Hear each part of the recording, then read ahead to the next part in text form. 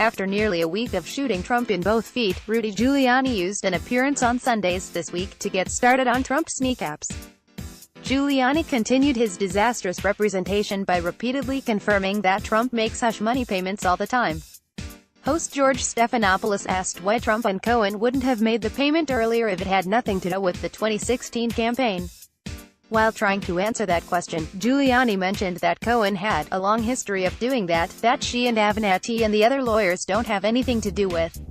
Later in the interview, Stephanopoulos asked, "You acknowledge that Michael Cohen would tell the president this is what it's for?" On October 15, 2016, right before the election, Giuliani said, "A $130,000 payment when there were other, I did make clear, and I don't know what they are yet. I will know. There were other things involved that had nothing to do with Stormy Daniels." In other words, other amounts of money. This was not uncommon for him to do that.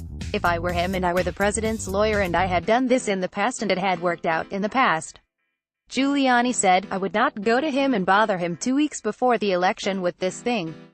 Earlier in the week, Giuliani had publicly surmised that there were probably other payments similar to that made to Daniels. Now he seems to be professing certain knowledge of a long history of such payments. These revelations certainly seemed to fit within the scope of Special Counsel Robert Mueller's investigation. While this performance comes on the heels of Trump's attempt to reset the Giuliani disaster, it only serves to further deepen the trouble Trump is in. Habitual hush money payments may or may not be of interest to Trump's base, but the rest of America gets to vote in November, too.